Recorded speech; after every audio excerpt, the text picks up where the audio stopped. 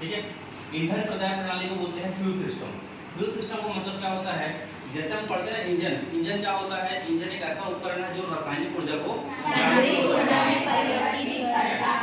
लेकिन रासायनिक ऊर्जा कौन सा ऊर्जा है, एक प्रकार का ईंधन है, जीवाश्म है, चाहे वो पेट्रोल हो चाहे डीजल हो। अब इसका उपयोग करते हैं हम वाहन को चलाने के लिए।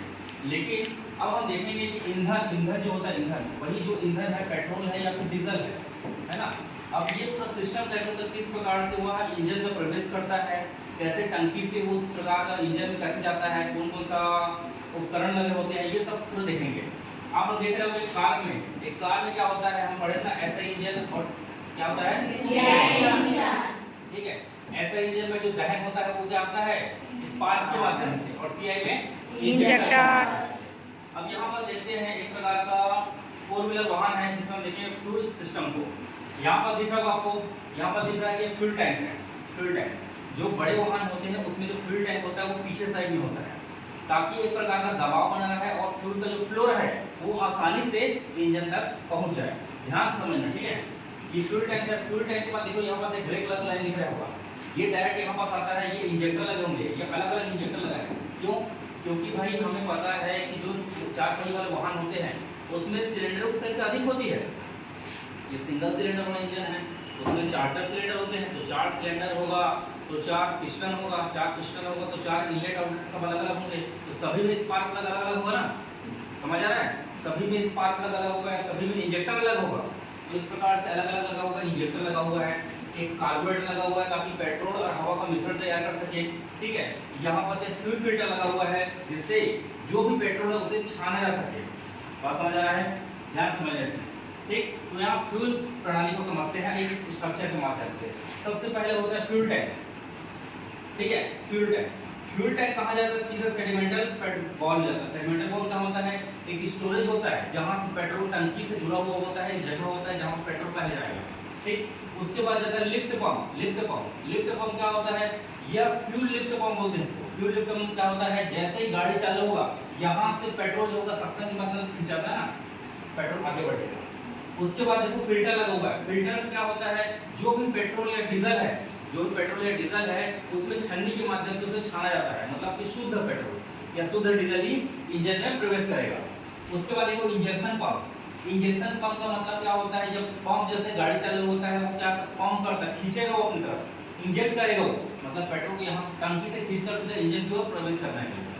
उसके बाद लगा है इंजेक्टर क्या करता है, डायरेक्ट कंबशन चेंबर जो होता है, जैसे हम पढ़ा था ना कंबशन चेंबर, ये कंबशन चेंबर में सिलेंडर जो होता है कंबशन चेंबर है, यहाँ से पेट्रोल आएगा या डीजल अंदर आएगा, तो यहाँ पास इंजेक्टर के माध्यम से सीधा जो भी फ्यूल है वो कहाँ जाएगा, सीधा कंबशन चेंबर में। कंबशन चेंबर मतलब वो सिलेंडर, ठीक। और जो भी इंजेक्टर के माध्यम से नहीं जा पाता, ये जो बच जाता है उसे वापस टंकी में प्रवेश करा दिया जाता है ओवरफ्लो पाइप के माध्यम से। बात समझ आ रहा है? समझ आ रहा सभी को? बहुत इंपॉर्टेंट हो, ध्यान समझना इसमें। अब यहाँ पर से डाउट आता है कि सर ऐसा इंजन में कैसे होता है और सीआई कैसे होता है, पेट्रोल वाले में कैसे होता है, डीजल में कैसे होता है, वो सब चीज समझेंगे। लेकिन ये मेन चीज है, ये जो है कॉमन है, दोनों वही होता है। बस यहाँ क्या अंतर हो जाएगा, किसी में कार्बोरेटर लग जाएगा, किसी में इंजेक्टर लग जाएगा। समझ आ रहा है? ठीक।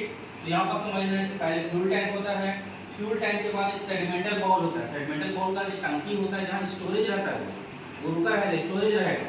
उसके बाद लिफ्ट पंप आता है, फ्यूल लिफ्ट पंप बोलते हैं। अब फ्यूल लिफ्ट पंप के माध्यम से क्या, जब एक दबाव के माध्यम से, एक दबाव से क्या होगा, एक दबाव से जो पेट्रोल का मतलब तेल है या फिर पेट्रोल जो ईंधन है वो कंबशन चेंबर की ओर दबाव के रूप में क्या करेगा, आगे बढ़ेगा।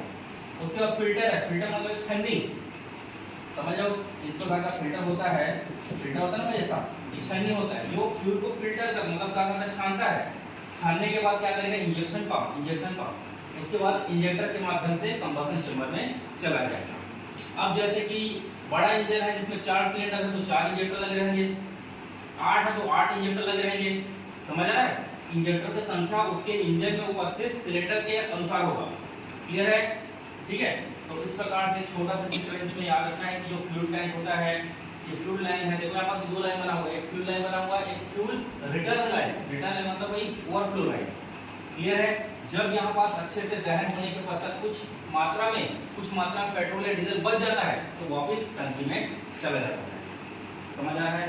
ठीक। उसके बाद यहाँ पर एक कार्बोरेटर लगा हुआ है जो पेट्रोल में, जैसे कि ऐसा इंजन है तो उसमें हवा और पेट्रोल का मिश्रण तैयार करेगा, फिर इंजन में भेजेगा। लेकिन वहाँ सी इंजन होगा तो क्या करेगा, वो डायरेक्ट इंजेक्टर के माध्यम से डीजल को स्प्रे करेगा। ठीक है, इंजेक्टर के माध्यम से डीजल को स्प्रे करेगा। हम लोग पढ़े ना भाई, सी इंजन में क्या होता है, सक्शन जैसे होता है, पहले हवा आता है, हवा पहले प्रवेश करेगा, उसके बाद कंप्रेशन होने के बाद इंजेक्टर के माध्यम से डीजल आता है। ठीक है, ये समझ आ गया? कुछ नाम आप लोग याद रखना है, सेडिमेंटल वॉल्व हो गया, फ्यूल लिफ्ट पंप हो गया, फिल्टर हो गया, इंजेक्शन पंप हो गया, इंजेक्टर हो गया और कंबशन चेंबर। ये कंबशन चेंबर वही सिलेंडर है, सिलेंडर है, समझ रहे हैं ना? ये सिलेंडर जिस ऐसा होता है सिलेंडर, ये सिलेंडर हो गया, ये इनलेट वाल्व आउटलेट वाल्व ऐसा रहता है। ठीक, तो अगर पूछा जाएगा कि ईंधन प्रदान प्रणाली में प्राथमिक और अंतिम चरण कौन सा है, प्राथमिक चरण क्या है, फ्यूल टैंक, और अंतिम क्या है, कंबशन चेंबर, जहां दहन होने के बाद धुआं बन जाता है पेट्रोल। बात समझ आ रहा है? ठीक, उसके बाद एक देखते हैं कि डीजल फ्यूल सिस्टम क्या होता है और पेट्रोल फ्यूल सिस्टम क्या होता है। ध्यान से समझना।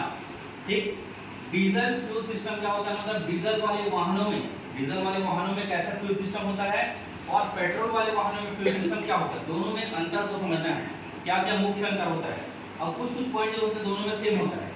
समझ आ रहा है? सबसे पहले फ्यूल टैंक, जो फ्यूल टैंक होता है, दोनों में कॉमन होता है भाई, दोनों में फ्यूल टैंक होगा, है ना? हाथ में पूरी रखनी है पेट्रोल को या डीजल को, फ्यूल टैंक होगा दोनों में। ठीक, फ्यूल टैंक होगा। एक चीज और देखो, जब हम लोग वाहन के बारे में पढ़ते हैं तो मैं बताया था कि जो भी वाहन होता है, या कार वगैरह जो होता है, बस होता है, ट्रक होता है, तो हम देखते हैं अधिकांश जो उपकरण होते हैं वो सामने भाग में होता है और ईंधन वाला भाग जो होता है पीछे होता है। पेट्रोल को टंकी होती है ना, चाहे बस में देखो, चाहे कार में देखो, या किसी भी गाड़ी में देखो, जो बड़े वाहन होते हैं उसमें पेट्रोल का टंकी पीछे रहता है और ऐसा पाइप के माध्यम से इंजन तक आएगा और यही इंजन, गियर, क्लच सब चीज यही रहेगा। अधिकांश उपकरण सामने के भाग में होते हैं और पेट्रोल का टंकी बस पीछे होता है। इसका भी कुछ कारण होगा, समझ आ रहा है? इसका भी कुछ कारण होगा, तभी तो पीछे रखा गया है। जैसे बाइक को देखो, बाइक को तो सामने इसमें टंकी पेट्रोल का, जस्ट उसके नीचे इंजन है। क्लियर है? इसका भी कारण बताऊंगा आगे। ठीक, पहले आप अंतर समझते हैं हम लोग। ठीक, यहाँ पर अंतर समझते हैं। ठीक है, अब देखो यहाँ पास दोनों में फ्यूल टैंक है भाई, दोनों में फ्यूल टैंक है। ठीक, उसके बाद fuel lift pump, fuel lift pump तो जरूरी है ताकि उसको पेट्रोल टंकी से खींच कर वो कंबशन चेंबर तक ले जा सके, इसलिए फ्यूल लिफ्ट पंप इसमें भी जरूरी है, यहाँ भी है। अब देखो फिल्टर, फ्यूल फिल्टर है भाई, फ्यूल फिल्टर मतलब ईंधन को छानने वाला है। अब ईंधन को जो छान रहा है तो पेट्रोल को भी छानेगा, डीजल को भी छानेगा, है ना? तो यहाँ पास फ्यूल फिल्टर, यहाँ पर भी फ्यूल फिल्टर है। अब देखो ये हैंड प्राइमिंग पंप, ये क्या चीज होता है? हैंड प्राइमिंग पंप एक डिवाइस होता है जो सक्शन करने का काम करता है, मतलब खींचने का काम करता है। समझ, जैसे हम गाड़ी चालू करते हैं तो इतना लंबा पाइप अपने आप कैसे आ जाएगा, बात समझ रहे हो? जैसे हम गाड़ी चालू करते हैं तो यहाँ टंकी से लेकर इतना लंबा पाइप है, एक फ्यूल पाइप है, तो इतने लंबे पाइप में इतने सारे चरण अलग अलग भाग हैं, तो वहाँ से पेट्रोल कंबशन चेंबर तक कैसे आएगा? तो कुछ ऐसे डिवाइस लगाए जाते हैं जिससे आ जाए, इसको बोलते हैं हैंड प्राइमिंग पंप। ठीक है, पंप को प्रेशर देने का काम करता है, प्रेशर देता है, प्रेशर करता है, लिफ्ट करता है। समझ आ रहा है? इसको हैंड प्राइमिंग पंप बोलते हैं। डिवाइस होता है, दिखाऊंगा, ऐसा स्प्रिंग लगा रहता है, ऐसा टाइप का डिवाइस होता है, लगाया जाता है उसमें। ठीक है, उसके बाद देखो फ्यूल इंजेक्शन, फ्यूल इंजेक्शन भाई ये डीजल फ्यूल सिस्टम है, तो फ्यूल इंजेक्शन तो होगा ही। ठीक है, अब यहाँ पर देखो, यहाँ पर इंजेक्टर, फ्यूल इंजेक्टर और एम्प्लीफायर। अब एक चीज बोलोगे सर इसमें इंजेक्टर कहाँ से आ गया, तो पेट्रोल वाला मतलब पेट्रोल फ्यूल सिस्टम है, तो यहाँ इंजेक्टर एक प्रकार से ऐसा इंजेक्टर होता है जो पेट्रोल और हवा का मिश्रण करके ही भेजता है। समझ रहे हो?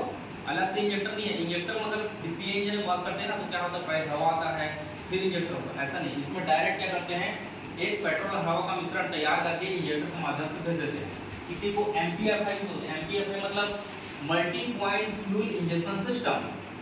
Multi point fuel injection system मतलब क्या होता है कि अगर मेरे पास एक ही सिलेंडर है, तो यहाँ से इनलेट मैनिफोल्ड से हवा पेट्रोल आ गया, लेकिन मेरे पास अगर बहुत सारे मेरे पास अगर सिलेंडर हैं तो क्या होगा, एक पाइप रहेगा, एक पाइप के माध्यम से यहाँ इंजेक्ट करूंगा और यहीं अंदर जाएगा ऐसा लाइन से। एक अगर देखो स्प्रिंकलर वगैरह, जैसे मेरे पास 10 पौधा है यहाँ पास, मैं एक ही जगह पानी डालूंगा तो मैं सब जगह पाइप बिछा दूंगा और सब पाइप के पेड़ के पास छेद कर दूंगा, समझ रहे हो?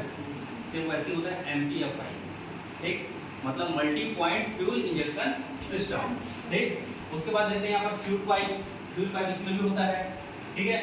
इंजेक्टर इसमें होता है, इसमें होता है कार्बोरेटर, यहाँ अंतर है, इसमें होता है कार्बोरेटर होता है भाई, यहाँ कार्बोरेटर नहीं है, कार्बोरेटर होता है। और MPFI multi point fuel injection system, केवल ऐसा इंजन यहाँ। उसके बाद ओवरफ्लो पाइप यहाँ भी होता है, समझ आया? ठीक है, ध्यान समझना है कि पेट्रोल वाले डीजल फ्यूल सिस्टम और पेट्रोल सिस्टम दोनों में अंतर क्या है, ठीक। कुछ चीजों को ध्यान समझना, ठीक है। और फिर से बता रहा हूँ, फ्यूल टैंक वगैरह सब कॉमन है, फ्यूल लिफ्ट कॉमन है, या हैंड प्राइमिंग पंप होगा, या फ्यूल इंजेक्शन होगा, या इंजेक्टर होगा, फ्यूल पाइप होगा, ओवरफ्लो होगा।